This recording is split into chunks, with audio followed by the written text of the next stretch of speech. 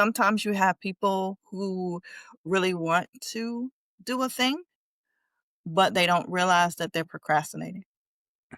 Mhm. And procrastination is when you can create things to keep you busy and you're believing that you're doing work because it's alongside of what you're doing, but you're not doing the thing.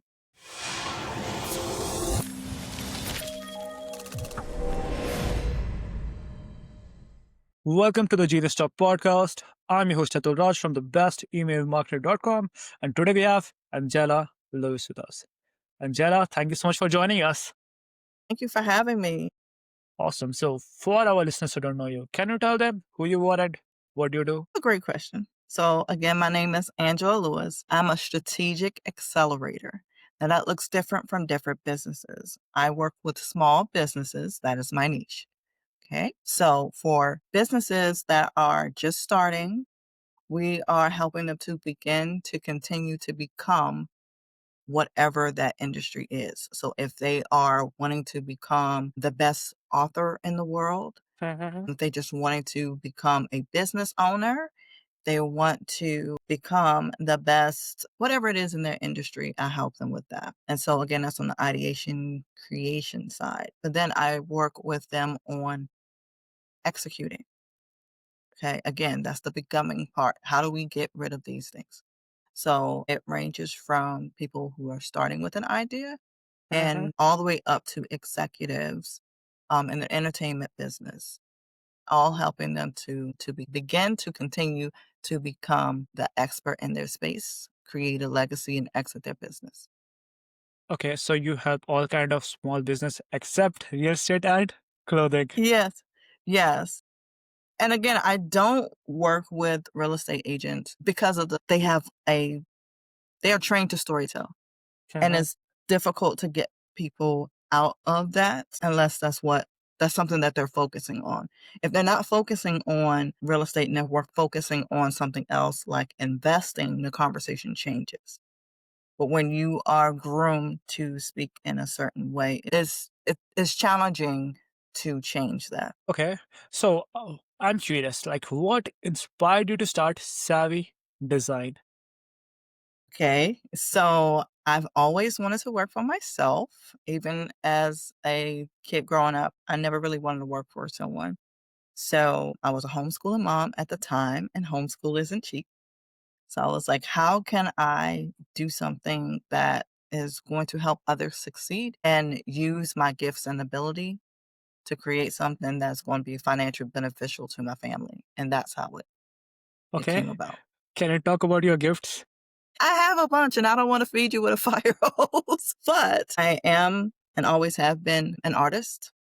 So Okay, I am a graphic designer, but I specialize in advertising and marketing design. I'm able to build websites, logos, etc. So building a brand from a visual standpoint. And then I also went to school at Harvard for sustainable business strategies, along with a host of other things that I've done to help create great foundations for businesses. you know what? I'm curious, like, do Howard, like teaching in Howard is different than any other colleges because Howard have a very high reputation. Times it's about the name, not necessarily the education. Because you have some very, very smart people that go to Harvard and not so very, very smart people that go to Harvard. Same thing with Princeton, Yale, and any other. But that was one of the schools that I knew had one of the best business programs. So that's why I signed up for that. Okay, so for your clients, like, how do you help them in which area of the business?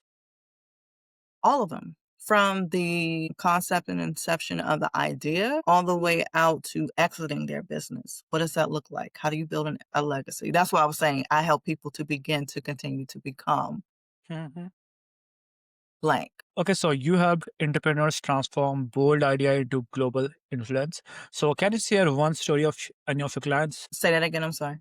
You help entrepreneurs transform bold ideas into global influence. So can you share any of your clients' story? I can, and without giving Yeah, yeah. You can Names. keep him or her anonymous. I have clients that are let me see. I have some that started something and let's just say construction, because I love this one. He's been one of my clients since 2019. So if you're listening, you know who you are.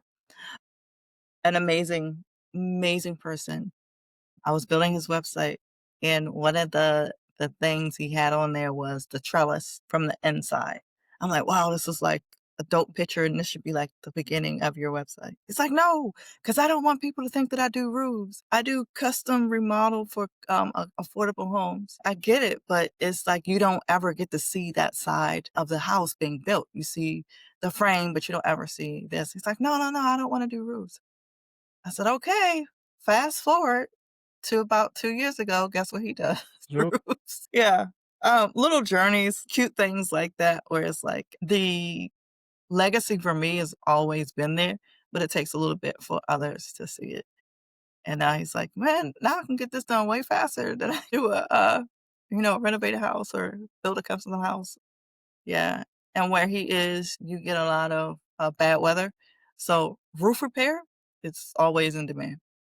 Yeah. So, what are the biggest mistakes you see small business make when it comes to branding? Let's just start with a logo. So logos identify, they do not explain. Okay. Let's just take McDonald's since that's a global brand. Yes, they have fries, they have shakes, they have burgers, they have Grimace, they have Ronald McDonald, but that is not on their logo. Some people, especially in the lower range, want to share with the world all that they do, all of who they help. Like, I am a farmer and I want a pitchfork and I want a garden in the back and I want farm animals and I want children because we talk to children and we plant trees. So I want seeds coming from the ground and I want all of this in my logo. Oh, and don't forget the sunshine because the sunshine and then put the rain in the back. It's like, no, how do we identify, you Just know? make the whole drawing. Yes. And you can sometimes just use a word mark as a Mhm. logo. You don't have to explain what it is. You just need to be easily identifiable from everyone else in the market. Yeah, exactly. Yes, that's why it's just well, it's not an M, it's golden arches, and I don't wanna go through what that logo means, but, this is why you know the McDonald's logo when you see it. Yeah.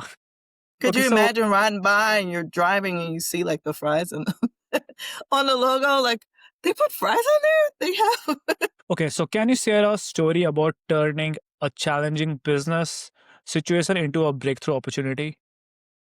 One and I'll again, I won't say specifically, but you know who you are.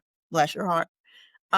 Sometimes you have people who really want to do a thing, but they don't realize that they're procrastinating. And procrastination is when you can create things to keep you busy and you're believing that you're doing work because it's alongside of what you're doing, but you're not doing the thing. For instance, and I won't say what it is. Let's say if there was a sandwich and I go, "Why do you have this sandwich here and it is made out of this material when this is not biodegradable and your company is about recycling and helping the planet?"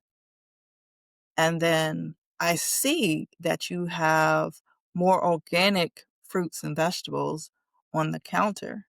So now I'll ask you a question. If you were talking to me about your product or service, which one would you talk about? The thing that is on the table that people can see or the thing on the counter that no one else can see?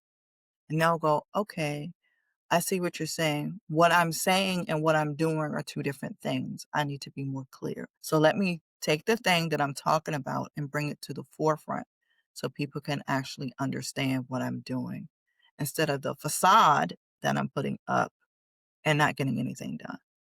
Right. So now that makes you go out and garden more. That makes you go out plant more trees. That makes you go out and do more things that is aligned with the thing that you're doing instead of having a placeholder. Was that too cryptic? Nope. I think people procrastinate a lot because when they don't have clarity. Yes, having clarity helps you in multiple ways. It's not just you, but it helps your message. And it also helps when you start to grow and scale. Because if you're not clear, then you can't tell someone how to do the thing you no longer want to do. And then you'll get frustrated and say this person is a bad employee when it's actually your lack of clarity, your Yeah. lack of systems and frameworks that doesn't allow them to do the thing that you want them to do. Yes, exactly. Okay, so looking back when you started, what's one lesson you will tell yourself if you could restart today? Make sure that you do the business part of the business first and then do the creative part. I What do started you with mean the by that? creative part.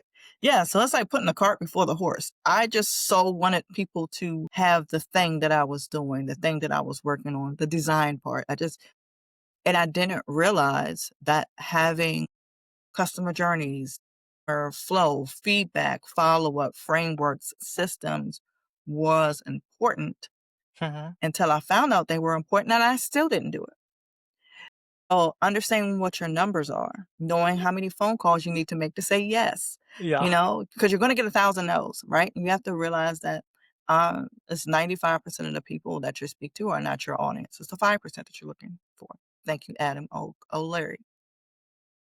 It is because if you don't look at the numbers, then you'll get disappointed, right? If you don't know, you need 100 no's to say a yes. You'll just get discouraged because you get so many no's. You need to know what your numbers are. Same thing with an email. How many times you need to do a cold email before someone says, "Yes, I wanna do a follow-up." Same thing when you go into a DM and say, "Hey, I want someone on my podcast. I would love to have you on my podcast." How many people say no before they say yes? So you know that if it's 10 people, "Okay, let me just do these 10 so I can get this one." Or, "Let me do 100 so I can get 10, and by the end of 10, I'll have 10 interviews."